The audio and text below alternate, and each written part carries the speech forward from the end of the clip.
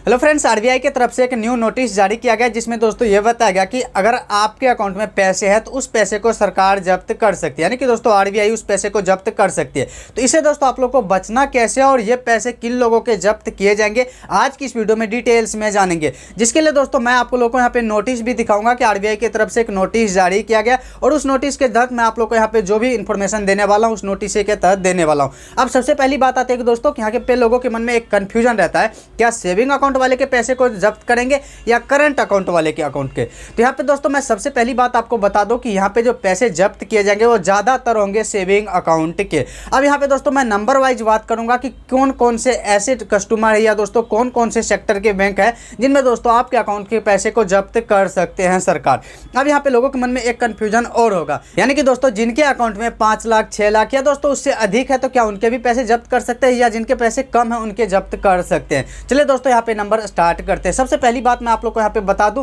दोस्तों, अगर जिन लोगों ने अभी तक एक भी ट्रांजैक्शन नहीं किए हैं 1 साल के अंदर तो उनके पैसे को सरकार जब्त कर सकती है, यानी कि दोस्तों आरबीआई जब्त कर सकती है। अब दोस्तों यहाँ पे दूसरी बात आती है कि किन लोगों के पैसे को जब्त किए जाएंगे। आपको पता होगा कि बहुत सारे ऐसे कस्टमर होते हैं जो अपना अकाउंट खुलवाते हैं, 1 बैंक हो 2 बैंक हो या 3 बैंक हो, बहुत सारे अकाउंट खुलवा लेते हैं, लेकिन क्या होता है कि दोस्तों उसमें बैलेंस मेंटेन नहीं कर पाते हैं। अगर दोस्तों बैलेंस मेंटेन भी करते हैं तो किसी वजह से उनके बैंक में किसी प्रॉब्लम को लेकर के वो उस बैंक को यूज नहीं कर पाते। जैसे कि दोस्तों मैं यहाँ पे छोटी सी एग्जांपल के तहत आप लोग को बताना चाहूंगा, जिसमें दोस्तों मैं आप लोग को ये बता दूं, सबसे पहली यहाँ पे आती है बात कि बहुत सारे अकाउंट में अभी के डेट में केवाईसी लगा होता है। अब दोस्तों यहाँ पे केवाईसी का मामला आता है तो सभी का ध्यान एक ही तरफ जाता है कि जनधन खाते की तरफ। ज्यादातर दोस्तों ये जनधन खाते में दोस्तों केवाईसी लगते हैं। अब दोस्तों यहाँ पे केवाईसी जो लगता है तो इसके तहत जब केवाईसी लगता है तो आप लोग उसे बहुत दिनों तक वैसे ही छोड़ देते हैं उस अकाउंट को, और उस अकाउंट को जब छोड़ देते हैं दोस्तों तो उस अकाउंट पे जब दोस्तों बहुत दिनों तक कोई भी ट्रांजैक्शन या दोस्तों उसमें पैसे का दोस्तों सेंड नहीं होता है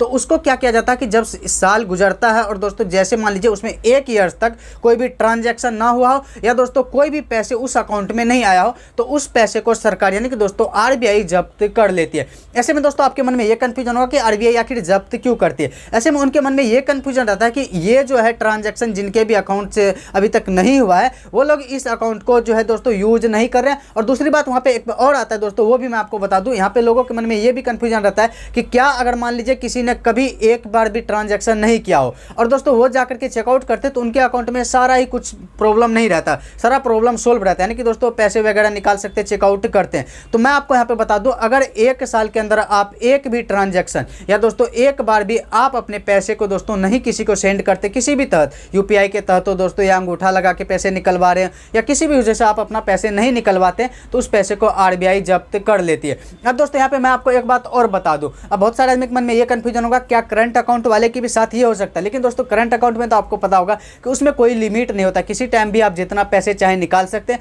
जितना पैसे चाहे रख सकते हैं। अब यहाँ पे एक बात और मैं आपको बता दूं दोस्तों कि बहुत सारे आदमी के मन में ये भी कंफ्यूजन रहता है क्या ये गवर्नमेंट बैंक के लिए क्या गया या दोस्तों प्राइवेट सेक्टर के बैंक के लिए। यहाँ पे कुछ एग्जाम्पल्स मैं आपको दे देता हूँ, जैसे कि एचडीएफसी और दोस्तों आईसीआईसी और बहुत सारे ऐसे बैंक है जो कि दोस्तों आपको पता होगा ये प्राइवेट सेक्टर में आते हैं। दोस्तों यहाँ पे गवर्नमेंट सेक्टर में आने वाले बैंकों के मैं कुछ एग्जांपल दे देता हूं, जैसे कि दोस्तों अभी पता होगा कि इंडिया के मोस्ट पॉपुलर बैंक माना जाता है दोस्तों एसबीआई, यानी कि दोस्तों एसबीआई जो दोस्तों स्टेट बैंक ऑफ इंडिया, ये दोस्तों बहुत सारे आदमी इसमें लोग अकाउंट खुला रखे। और इसमें दोस्तों आप लोग को ज्यादातर अकाउंट अभी के डेट में ग्रामीण क्षेत्र में देखने को मिलेगा दोस्तों वो जनधन खाता, जिसमें दोस्तों इसकी लिमिट रहती है मंथली 10,000 रुपये। अगर एजेस ज्यादा हो जाता है तो उसमें दोस्तों आप लोग 10,000 से अधिक भी पैसे निकाल सकते हैं, जो कि दोस्तों इसे 2014 में लॉन्च किए गए थे। और इसमें दोस्तों जिन लोगों ने भी अकाउंट खुलवाए हैं और उन लोगों ने अभी तक अपने ट्रांजैक्शन नहीं किया, अगर मान लीजिए 1 साल से अधिक हो गया तो उनको एक बार ट्रांजैक्शन जरूर कर लेनी चाहिए थी। अब यहाँ पे बात आती है कि दोस्तों आपके मन में ये कंफ्यूजन होगा कि इसका नोटिस क्या जारी किया है। नोटिस में भी दोस्तों यही बताया गया कि जिन लोगों ने अभी तक पैसे नहीं निकाले हैं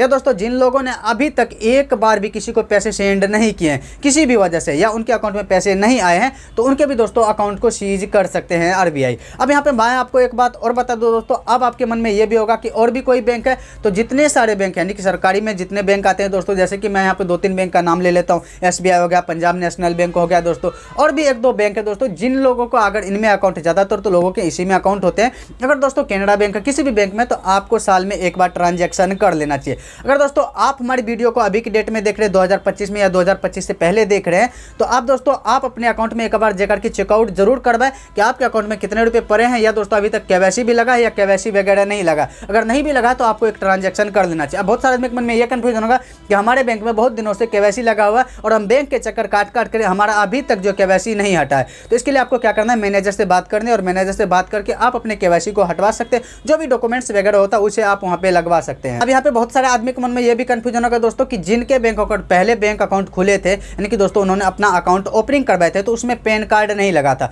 शुरू में आपका अकाउंट जब ओपन करवाए थे तो आपको वहाँ पे ओनली आधार के तहत, आधार के बेसिस पे आपके अकाउंट को ओपन कर दिया गया था। लेकिन अगर अभी तक आपके अकाउंट में आधार के साथ साथ पेन लिंक नहीं है तो आपको जाकर के पेन भी लिंक करवा सकते हैं। उसके लिए एक डॉक्यूमेंट आता है दोस्तों, यानी कि दोस्तों एक फॉर्म आता है, उस फॉर्म को फिलअप करके आप वहाँ पे जमा देंगे और उसका दोस्तों कॉपी वगैरह उसके साथ अटैच करके देंगे तो आपके अकाउंट के साथ बैंक लिंक कर दिए जाते हैं और इसके तहत दोस्तों आपके जितने सारे काम है वो आप उसके तहत कर सकते हैं। अब यहाँ पे दोस्तों मैं आपको लास्ट ये बता दूं दोस्तों, अगर आपने अभी तक एक भी ट्रांजैक्शन नहीं किया तो आप अपना ट्रांजैक्शन जाकर के जल्द से जल्द करवा ले। अगर दोस्तों इसके बावजूद भी आपके मन में कोई भी कंफ्यूजन हो तो आप हमें कमेंट करके पूछ सकते हैं। बाकी वीडियो अच्छा लगा हो तो वीडियो को लाइक एंड चैनल को सब्सक्राइब कर सकते हैं। वीडियो के डिस्क्रिप्शन में मैंने लिंक डाल दिया है इस नोटिस का, आप लोग जाकर के एक बार नोटिस भी चेकआउट कर सकते हैं। हिंदी एंड इंग्लिश दोनों ही लैंग्वेज में यहाँ पे मैंने दोस्तों डाल दिया, तो दोनों का लिंक आपको वीडियो के डिस्क्रिप्शन में मिल जाएगा, जाकर के चेकआउट कर सकते हैं। अगर आपके मन में कोई भी कंफ्यूजन हो तो आप हमें कमेंट करके पूछ सकते हैं। बाकी वीडियो अच्छा लगा हो तो वीडियो को लाइक एंड चैनल को सब्सक्राइब कीजिएगा इसी तरह के लेटेस्ट अपडेट पाने के लिए।